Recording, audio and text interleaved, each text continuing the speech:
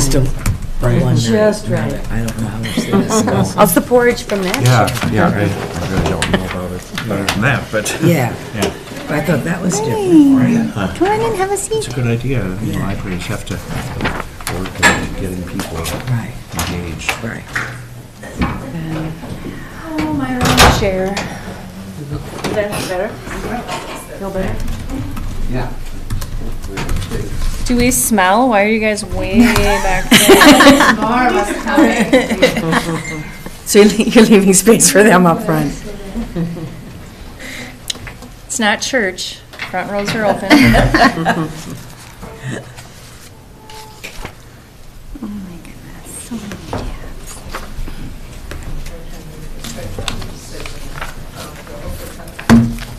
Is it fixed now?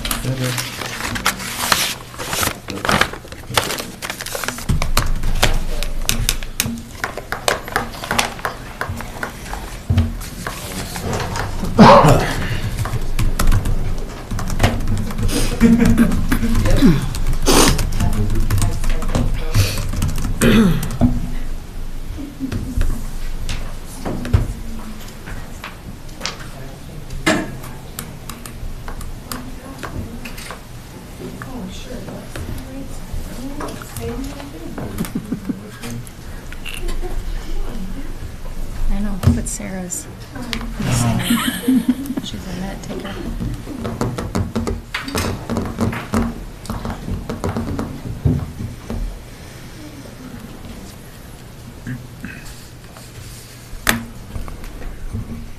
We will start shortly. Our minute taker is getting Yeah. hooked up. Oh.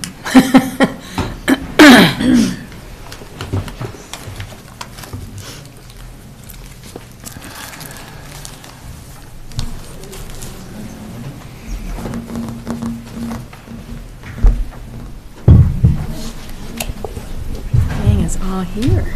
No. That's what I like. Grace will sit right in the front. Yeah. Thank you.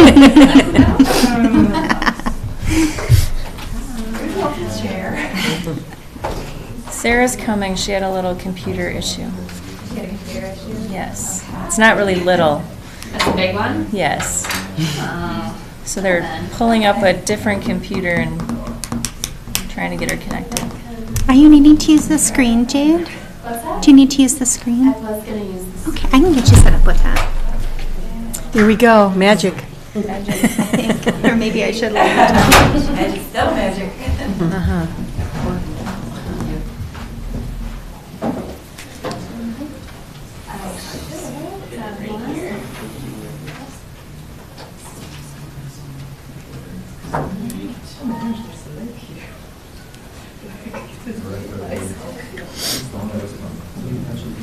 Turned it off.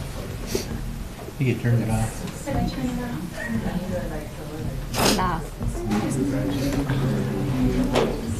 God, they look as excited as we do.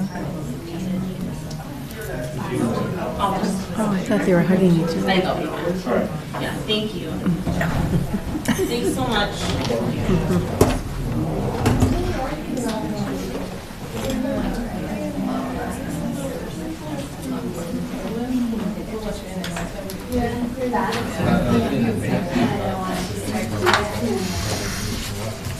Sarah, are you ready? Go ahead. Maybe you're all set? Okay. All right, good morning. We will call to order the Cook County Public Health and Human Services Board meeting for December 18th. It is a little after 8:30. Thank you all for your patience. We do have an addition to the agenda under items for board action. All of the commissioners have received the Minnesota Department of Human Services grant. Can I get a motion to approve the agenda and the consent agenda if no one has anything to pull? In the same. Yep. Move. Okay, I'll approve the agenda and the consent agenda. Or make the motion. Support. Any discussion? All in favor? Aye. Any opposed? Great. Next, we have the Health and Human Services Worker Day proclamation that Allison will read for us. Okay. Good morning. Thank you. I asked staff to come down today to hear the proclamation be read. It's a miracle that anyone's here this morning. I somehow managed to send it out for the January board meeting, so thank you to everyone for seeing my last-minute update and getting that date correction, and more importantly, thank you for the work that you do. So this morning I'm going to read Governor Dayton's proclamation. I'm going to leave the whereases out, so it's a little less formal, but again, Governor Dayton proclaimed December 12th, that was last Wednesday, as County, City, Tribal, and State Health and Human Services Worker Day. Whereas county, city, tribal, and state health and human services workers are dedicated to improving the health, protecting the vulnerable, and providing outstanding public services to the people of Minnesota through prevention efforts, administration of programs, and provision of services, and county, city, tribal, and state health and human services workers are responsible for the prudent expenditure of millions of dollars annually and must meet the highest standards of job performance in program and service delivery. And the duties performed by county, city, tribal, and state health and human services workers require that they demonstrate a variety of skills in order to provide services to clients, communities, and the general public. And the nature of the federal and state legislation necessitates that county, city, tribal, and state health and human services workers continually expand their knowledge, skills, and expertise related to their professions and the needs of the communities they serve. And the state of Minnesota recognizes that the valuable public services that county, city, tribal, and state health and human services workers perform each and every day for the health, prevention, and protection of Minnesotans. Now, therefore, I, Mark Dayton, Governor of Minnesota, do hereby proclaim Wednesday, December 12th, 2018, County, City, Tribal, and State Health and Human Services Worker Day in the state of Minnesota. So again, just want to say thank you to each and every one of you for the work that you do every day in support of the individuals and families we serve. Thank you all. Thank you all. Before you all run off, many of you are new faces, some of you are long-term faces, and we have new commissioners here, so I am going to kind of put you on the spot for sitting in the back. And I'm going to ask each of you to please tell us your name and what you do for us. So we'll start with Cooper. Hi, I'm Cooper. I do child protection. Thank you. I'm Lynn. I do adult services. Thank you. I'm Agne. I work for financial assistance programs. Thank you. I'm Sarah, and I'm the front desk in QC. Thank you. Anita, the in-home support program. Thank you. Jean Monson, adult services. Thank you. Lori Erickson, fiscal supervisor. Thank you. Diana White, adult services social worker. Thank you. Katie Smith, office support in QC. Thank you. Lana Duther, fiscal officer. Thank you. Dagmara Smith, financial worker. Thank you. Andrea DeBoer, account. Thank you. And up in the front row here. Oh, Grace Fisher, Family Children's Services. Jade Waltman, Children's Mental Health. Yes, you.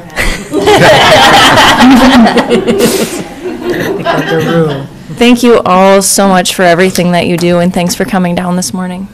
Thank you. Thanks, Allison. Thank you.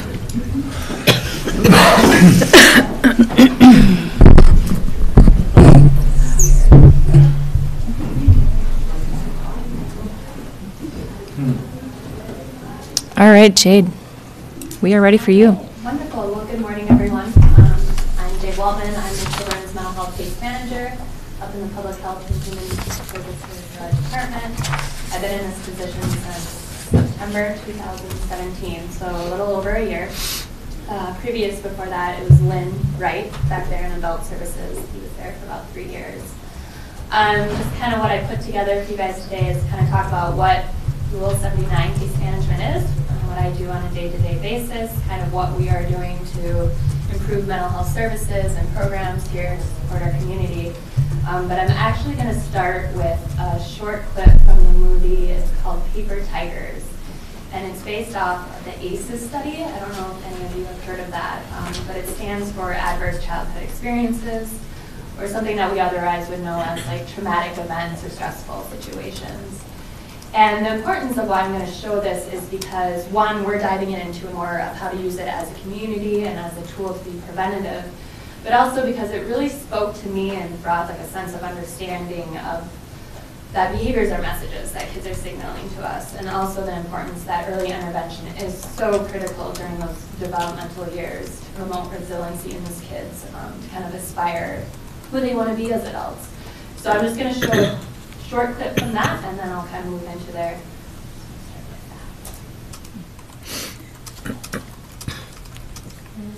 Let's hope that it can be fluid. I did mute the TV, Jade, so you'll have to unmute the TV. Oh. You didn't even have to. After the first one got to review, I want to know if you've ever had trouble controlling emotions. If you often get super mad, easier than other people may get super mad. You ever find yourself spacing off when you need to focus? If you feel the pressure of this thing needs to get done right now, and the more you feel that, the less you do. Frequent stomach aches and headaches, and do you get sick often? And actually, I have a brain scan here on this next picture. Let me show you. Sorry. So here's two brains, okay? In education, we're not supposed to say the kids it's out of their control. But the neuroscience tells us that students that are coming to us with toxic stress, their home environments are so unpredictable that they're having to adjust constantly. This is during critical brain development. That's what hit me, and it hit me really hard. You're always on edge. Impulsivity. These are all things that are effects of growing up with lots of stress. Okay? So, what are some of those stresses? How many of you said you've heard of ACEs? How many of you? Yeah. Come on. What is it? All right, here's ACEs. ACEs was a study done in San Diego, and they looked at thousands of people's records, their health records. They looked at these items that I have on the board right here. Here are a group of things that can cause people to have stress in their life when they're growing up.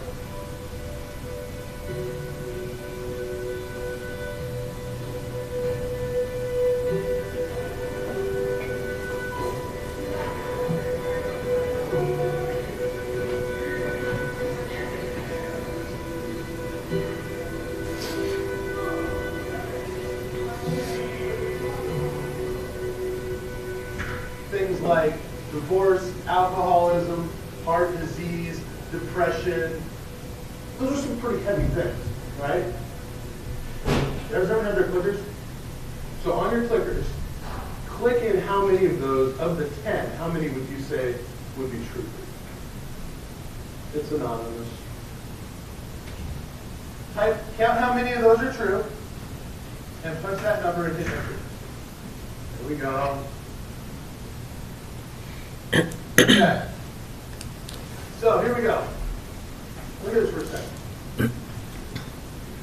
13 of the 17 people in this room, this has been true of their experience growing up with at least 5.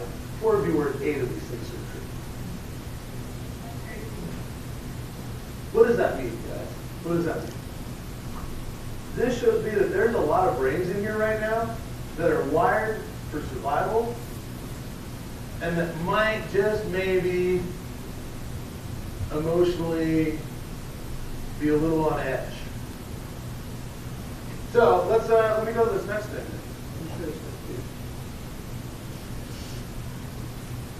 I'm just going to pause it here.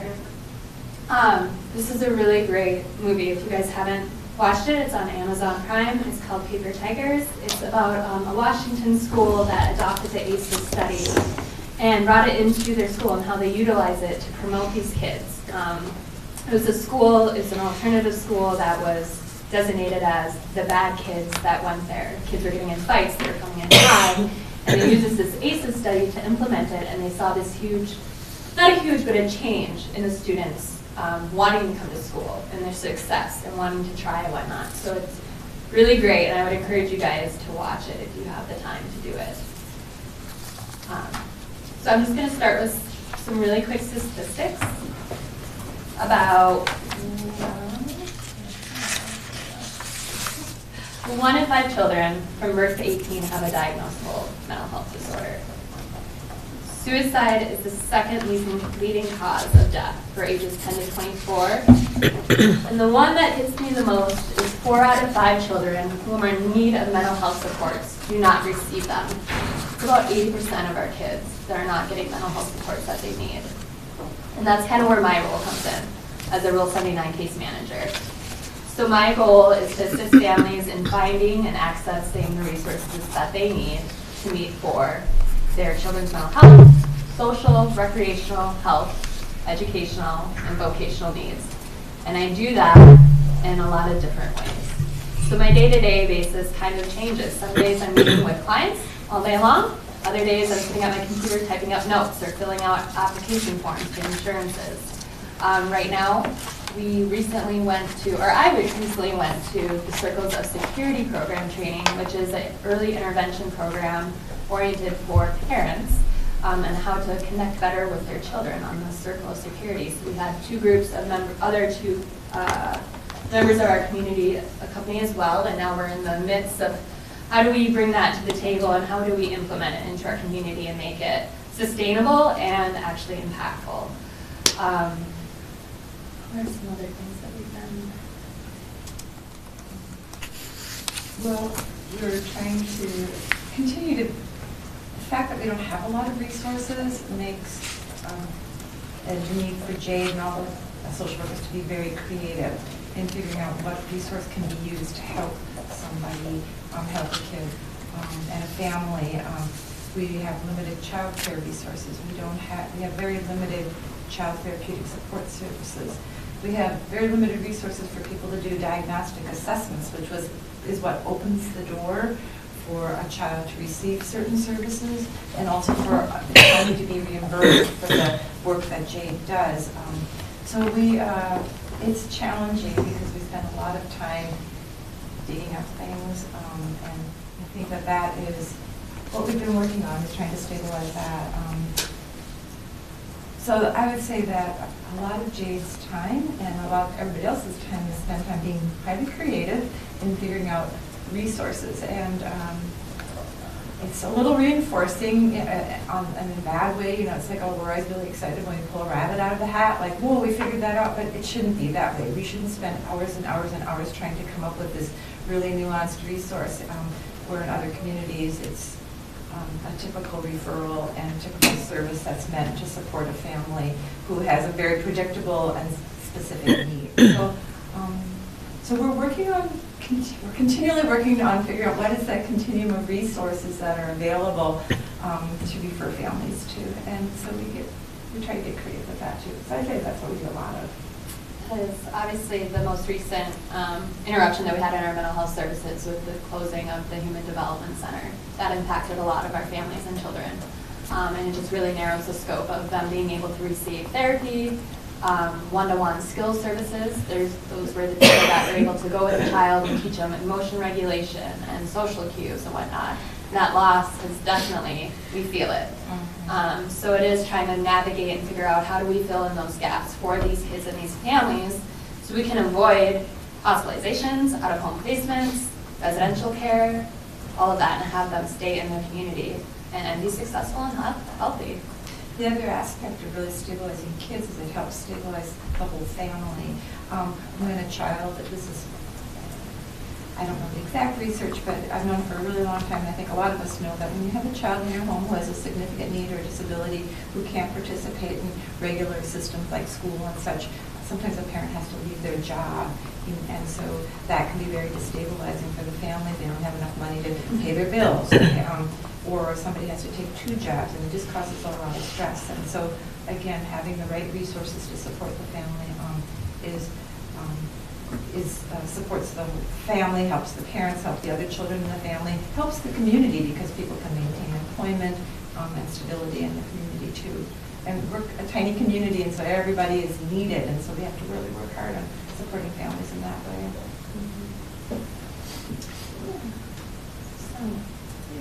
And that's, I don't know, I would say that one of my biggest things, I don't want to show this clip, but one of my biggest things that I do with families and with kiddos is a lot of education and breaking the stigma. So just slowly educating these kiddos about why is your heart racing? You know, why do you not feel like going out for basketball this year? What is that about? And then kind of even creating that ACEs in there. Will kind of opening that awareness for them, tunes them into their body. And they develop an ability then to work towards recovery for themselves or to stabilize the symptoms. So that's really powerful. I see a lot of my kids being able to overcome that and take it like, hey, Miss Jade, like, you know what we were talking about, the wiggles? Like, I had the wiggles the other day, and I went and I stepped out of the classroom, and I got them out, and I was able to sit in the class then for an hour or whatnot. So just that type of stuff. Yeah. Yes. So yes, that emotional regulation is really important. And I think the other thing that a lot of times there's questions about why do children have mental illness, or are they just, why has it grown up so much? And part of it is that we have better tools to determine it. I think the other thing with kids, kids don't have words for a mental health crisis. As Jade said, they have behaviors, and a lot of those behaviors have in the past been labeled as bad kids. But as adults, we can say, oh, I'm so stressed out, or I'm going crazy, or we have words to say when we're really anxious, but kids just have behaviors. They don't have those words. So we've really tried to train ourselves to look at behavior and say, this is what a mental health crisis looks like for a kid. You know, they do things that get a lot of attention because they want adults to provide them with structure and support and security. So we really want to help kids in that too. And so I think I just lost my train of thought, but that is what we really want to do is, I know, the other thing I was going to say is reasons for mental illness in children. I just read on Sunday that they're doing a genome map of the brain, and it's, although it's not highly predictable, it states that, the research so far it states that mental illness is one of the most highly inherited aspects of the human character, so versus cancer or diabetes or that kind of thing. So there's a strong genetic basis, a stronger genetic basis in transfer of mental illness than of other diseases. So I think that that's really important. And then I think what Jade is talking about with the ACEs, living in highly toxic environments where people, they're insecure with food, housing, they live in homes with violence, and where they're harmed, that if you, that will decrease your ability to cope, and that's what leads to depression, anxiety, and can trigger other mental illnesses. And I know a lot of you are aware of all these things too, but we just, the thing that we want to take away is that what's predictable is preventable. We want to work at preventing kids from bad things happening, and we want to help them be the best people that they can be, because we really need our kids, and we need them to be well and strong. And that is our job. And so I just want to thank Jade for everything she's done. She's got a really great human touch, and I think that that's what really makes a difference too, is being seen as a whole person, regardless of what's going on in your life. So, thank you for listening. Does anyone have questions for Jada Grace? Jan? Thank you, Madam Chair. At the North Shore Collaborative this month, the HTC folks were there, and they talked about, or she talked about replacement for them. And she mentioned telehealth, or the idea that kids could check out an iPad that would give them access to the folks that they need.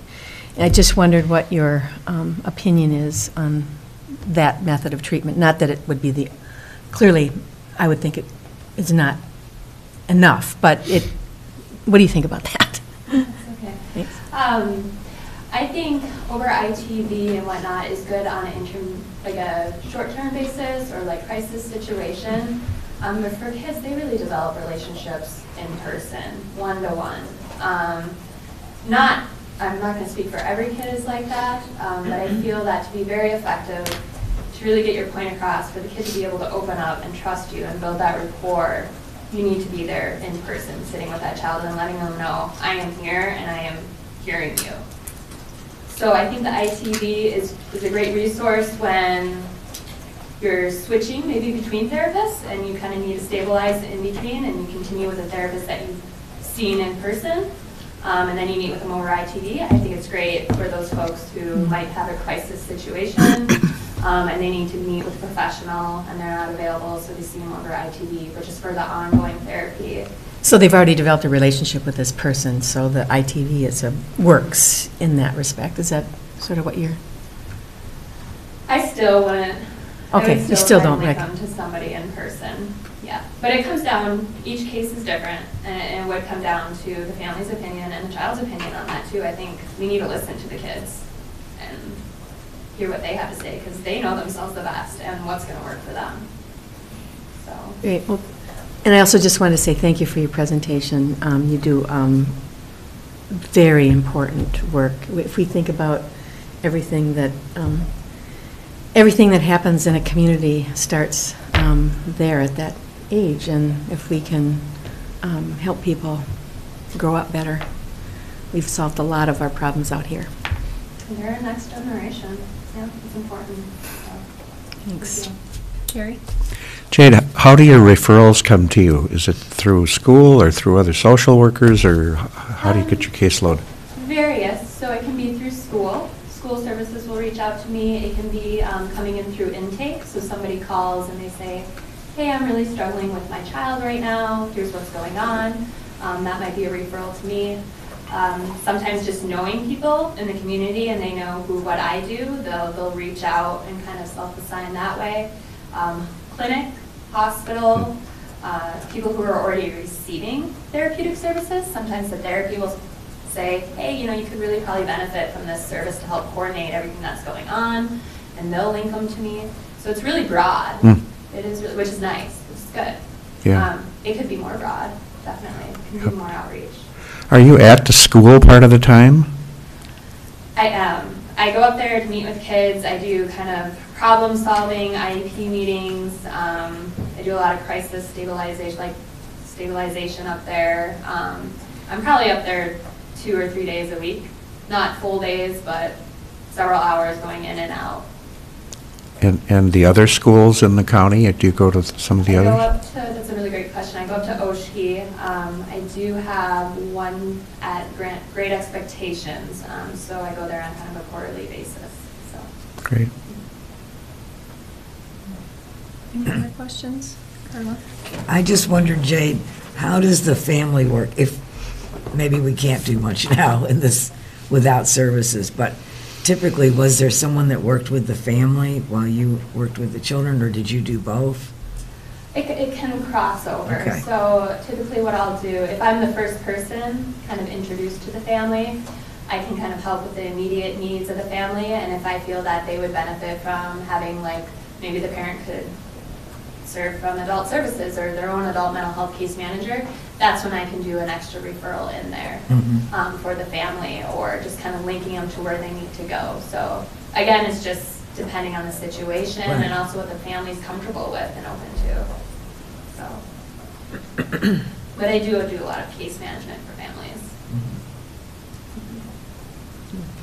Any other questions?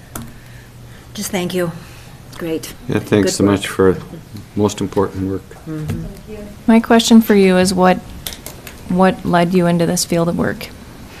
This is a really good question because I actually was going into probation. I stumbled upon it. Let's see, I've always wanted to go into the social work field since I was little, but I stumbled on this. I actually started at the Human Development Center, and that's what kind of got my brain clicking into the mental health piece. And just my own personal experiences and whatnot, I really gravitated towards it, and I'm very passionate about it. And just working, I've been able to work with adults and I've been able to work with children. And right now, where I'm at in my time frame, children is the people that I jive with and that I feel that I can connect with and best serve at this time. So that's kind of how I ended up where I'm at now. And there's just always so much. We're never going to know enough about the brain or how mental health works. So it's always new. There's always new information. It keeps you on your toes, and that's really nice. It's not boring by any means. Well, I hope you don't lose your passion or excitement because we need you. Thank you. All right, Allison, back to you. Thank you, Jade and Grace, for your presentation this morning. I want to watch the rest of the movie. Let's just turn off the lights and watch the movie. It is Jan Day, so we could. Good morning, Commissioners, board members. At our last meeting, we discussed that it's been a few months since I brought an updated organizational chart, so I wanted to let you know that that's something that I intend to bring to our first meeting in January. All of the updates with our staff, the positions, and then can give somewhat of a year in review for 2018 at that point of what we've been up to in Public Health and Human Services. But a few staffing-related updates for you this morning. Of course, Joni Christensen has retired after 27 years of service to Cook County Public Health and Human Services. Her last week was just a couple weeks ago on the 7th. So that was a milestone for our department and the community, certainly, in seeing Joni leave. We have hired her replacement. Grace Grenager has started via distance orientation in that public health coordinator role. We've been checking in with her regularly. She's doing some online distance training and orientation, and she will be here in Cook County in the office full-time on December 31st. The second public health nurse position that is in the budget for 2018 and 2019, as I've shared here with you in the past, that those funds will be reallocated to the Sawtooth Mountain Clinic in terms of a purchase of service agreement for the Universal Family Home Visiting Program.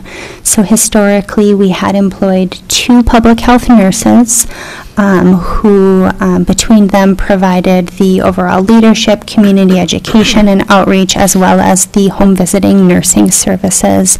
And we have transitioned that to the clinic. They are currently visiting families, and they are in the process of pursuing, looking at 2 different evidence-based programs to provide that additional layer of service to Cook County families that's rooted in evidence and research to serve families. They're looking at both the Family Connects program, which is the program that Joni and Allison Heron previously had been trained in, and they're also pursuing the Healthy Families America program, which is an opportunity that came through in a regional expansion grant, so that they would be able to partner with Lake County and Carleton County in bringing that training and curriculum to Cook County. So as we learn more about whether they've received that grant and as they move forward with implementing these programs, I'll continue to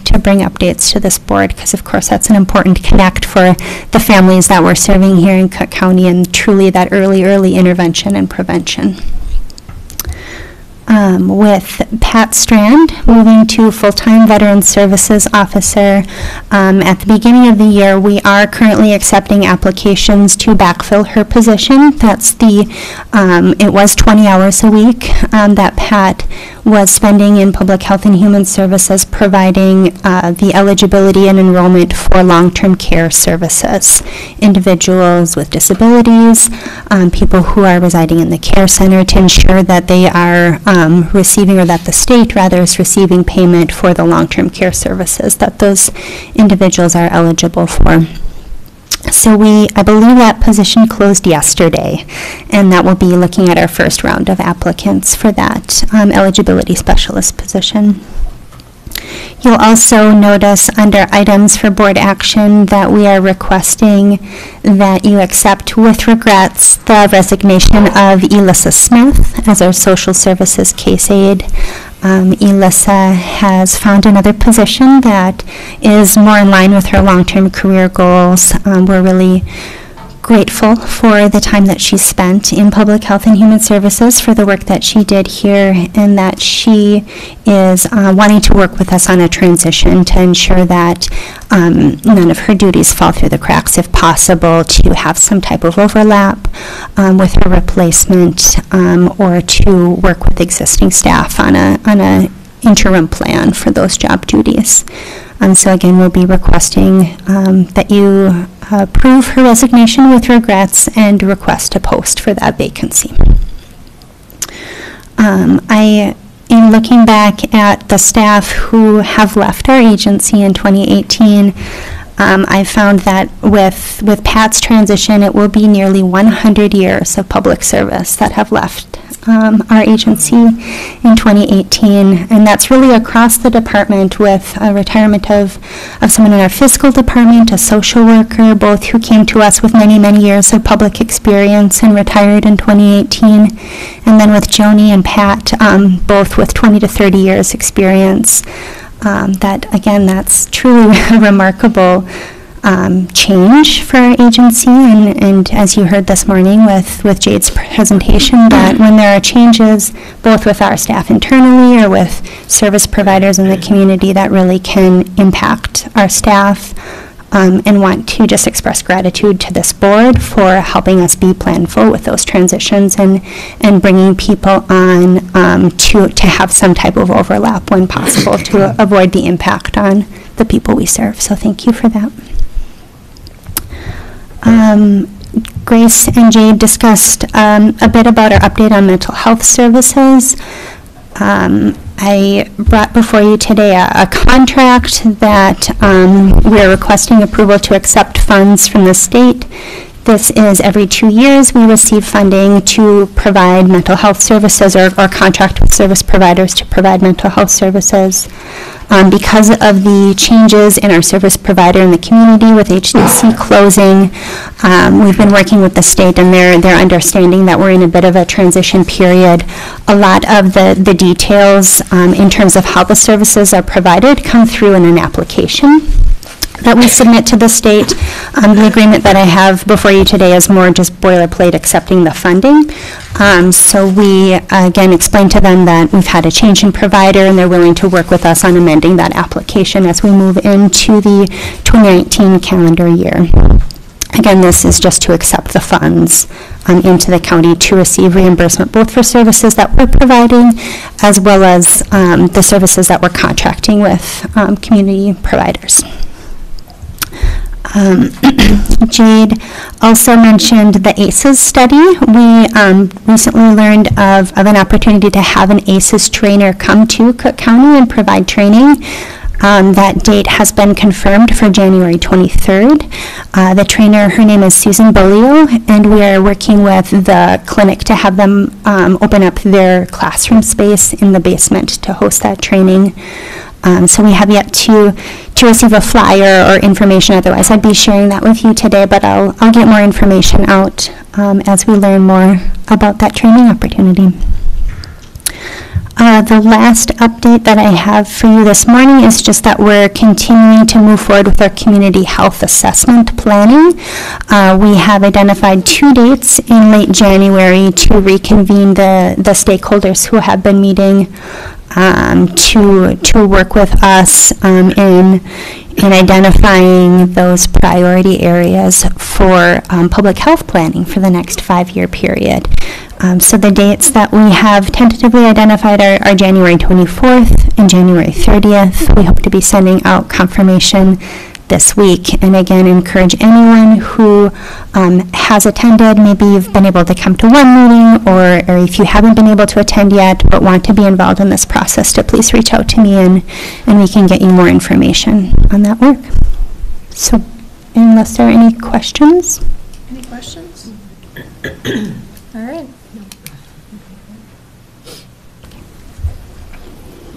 Thank you. So we have 3 items for board action.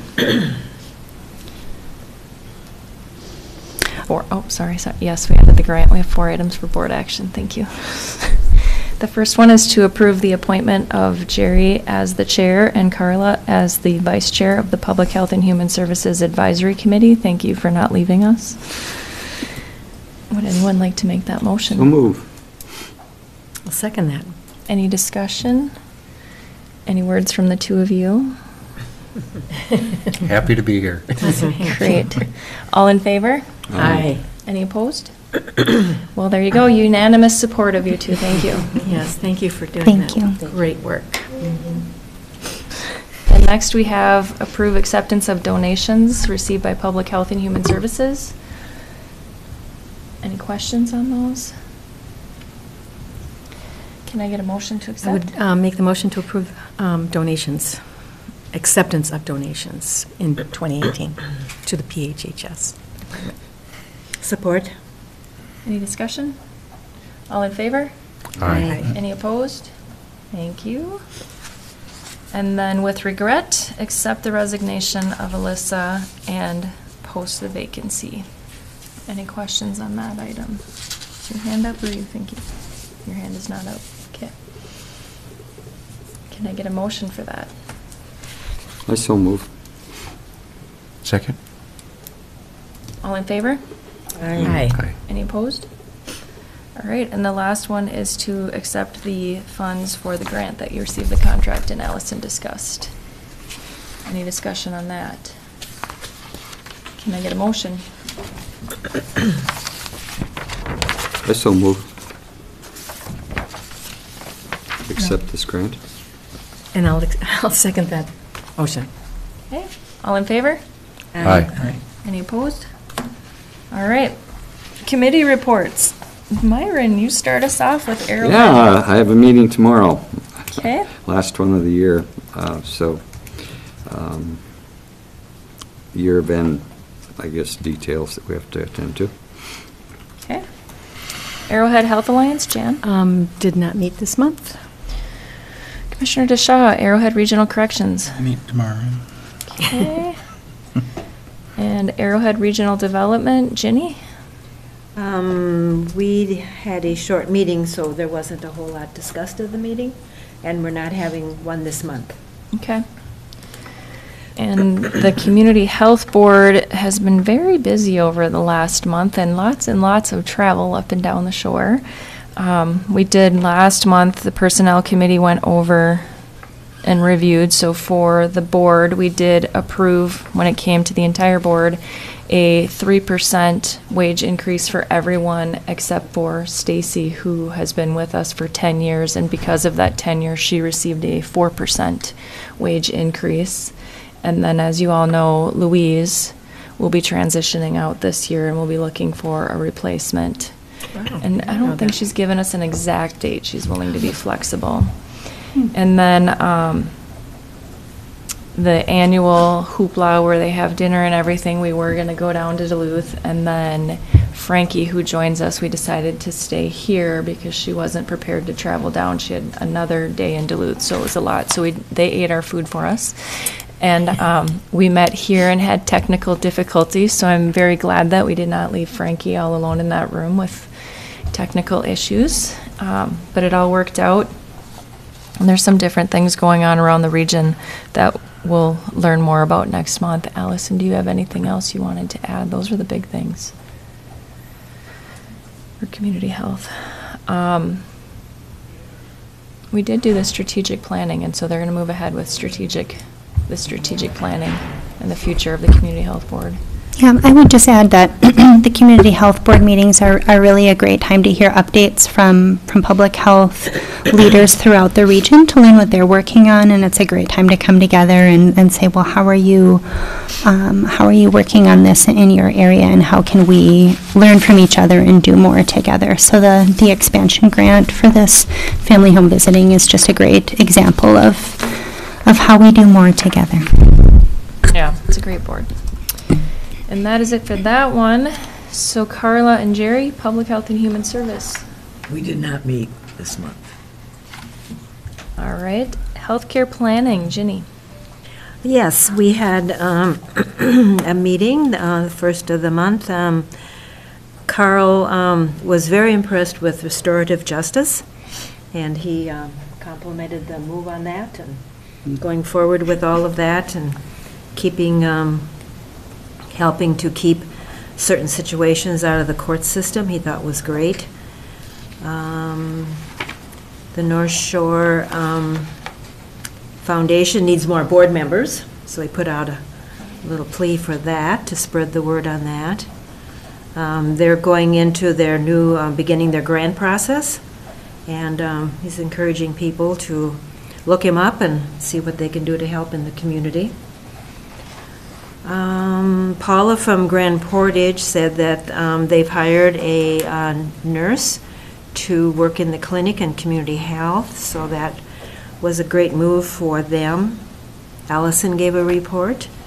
Jody from Violence Prevention said that they're doing a safe and strong presentation in Grand Portage. Rita reported from the clinic that there's a new SHIP coordinator. Andrea Orst is being hired for coordinating the SHIP vacancy. Yeah. Awesome. And talking about the home visiting program that they're going to be working with. And that's about it. All right. North Shore Collaborative, Jan. Thank you, Madam Chair. We did meet, and what struck me was there were many retirements. It was Karen Tucker, I'm not sure her title is executive director, but the leader of the group, the person who organizes everything, and the only staff of the North Shore Collaborative was her last meeting, and it was Joni's last meeting, and it was my last meeting. So I'm just struck by them. I don't know. I just don't know. I don't think they'll be able to survive. But actually, there will be a lot of changes in the structure of the group. They're talking about, currently we meet every other month, and we added we replaced one of the meetings live with video, and it worked really well. And so I think next year's proposal is for two video meetings and the rest live meetings, and there's talk about maybe even just meeting quarterly.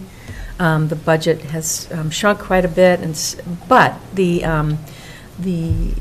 dilemma with meeting less is that we review a lot of grants, like small grants that are really important to the community. So we would have to do some serious structuring to make that flow for everybody. So I'm not sure that meeting quarterly would work.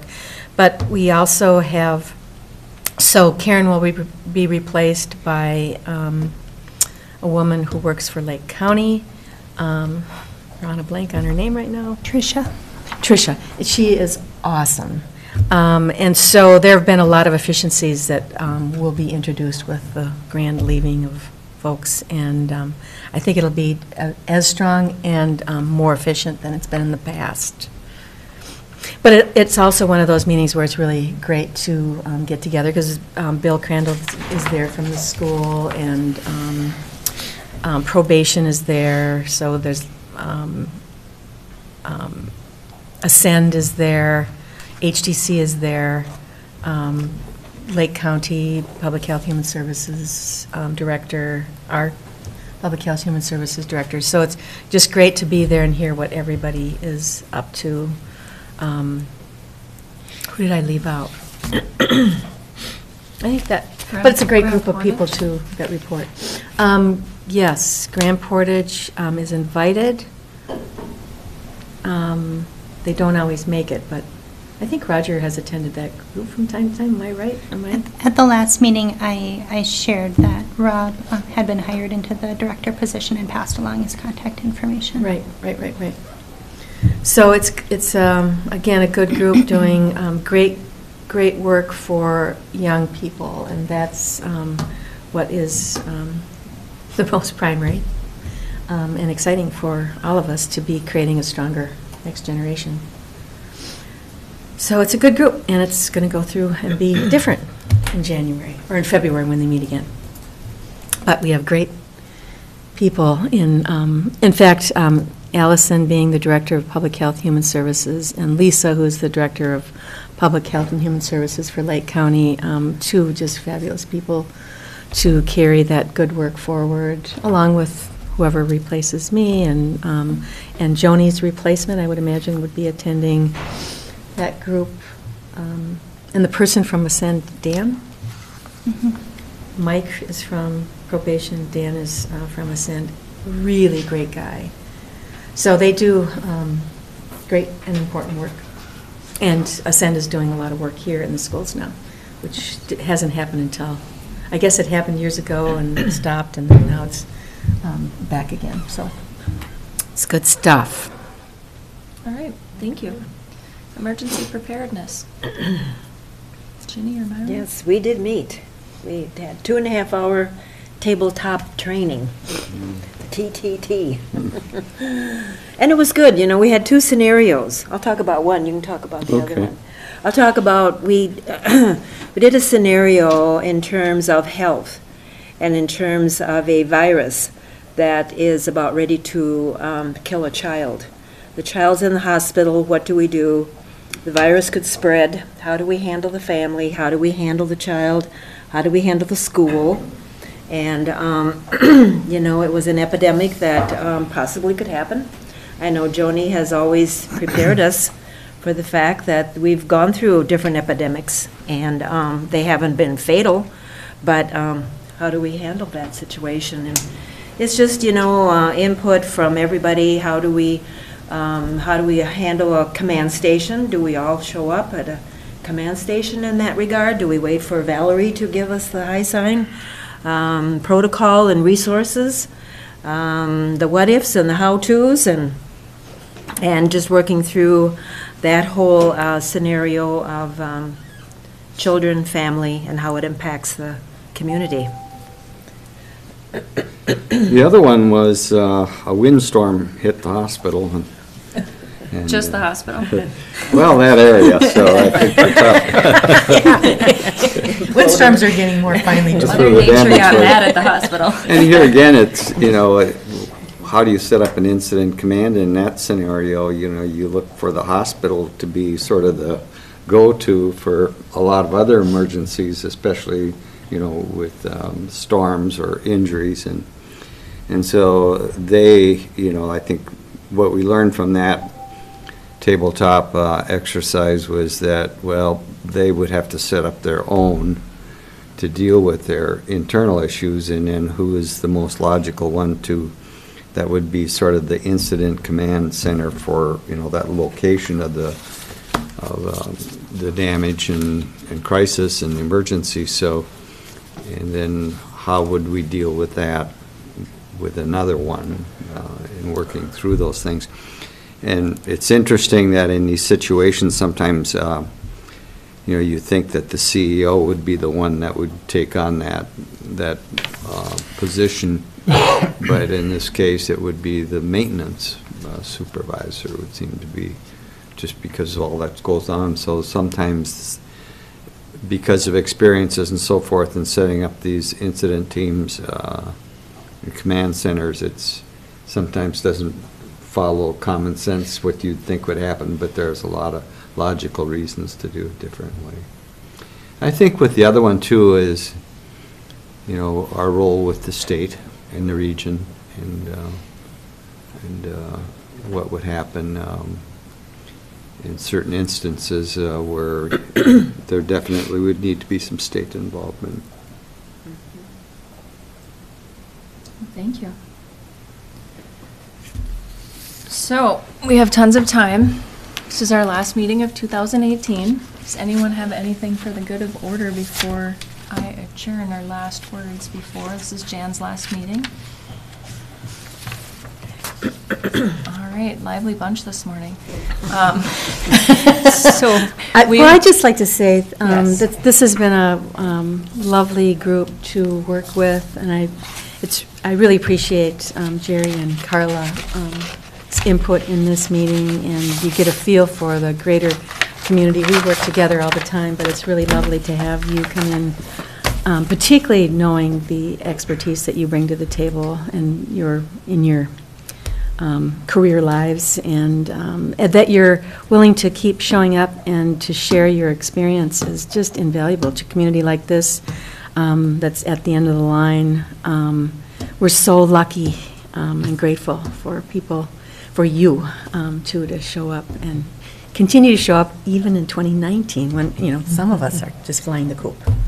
But I just want to say how grateful I am to have worked with you. Thank you. Well, I'm sure everybody recognizes everything Jan brings to the table, and you'll be missed. I might reinsert myself after some time off into those areas that are particularly, I mean, seeing this presentation this morning just sort of gets my juice is flowing. There's so much work that is so critical in this remote area for kids. And it's very exciting to see someone like Jade, who's so enthusiastic for the work, to be on board and then to have that come together with you, with all of your great experience. It's an exciting time in human services and public health. So it's hard to, just check out. You could come back to the advisory committee Thank when you, you're Jeremy. ready. Yeah, thank you. You really I have appreciate that. represented a humane kind of a presence on the committee, I feel. Very compassionate approach to what we do, what this department does, so I certainly will miss you being there. Thank you. Myron? Yeah, I'll say this later too, we're in our other meeting, but I know that, Jan, I've really appreciated your passion. And especially just the topics we've been talking about, that you really care about the community, and hope that you come back. You have a lot to offer. There's going to be a huge hole in these committees, so we have a lot of spots Dave, to fill. get your engine running. Definitely. Yeah. All right, if there isn't anything else, we will adjourn. Sorry, I'm not talking into the microphone. We will adjourn at 10 a.m. We will have Jan's retirement, and then we will start the county board meeting at 10:30. So, thank you. I couldn't help but think, command center, I worked at Parkland Hospital right after the Kennedy assassination. Are you kidding? So I saw the documentary, but in 5 minutes, the government had a hot phone, they took over, my colleagues told me, social service, and we just had to go to the back of the room, and they had it all set up. However, Well, I don't it's think your the dad's documentary birthday is today, that huh? accurate. Yesterday. Medical Yesterday. care and stuff. All of us. Wow, so the role is to get out of their way.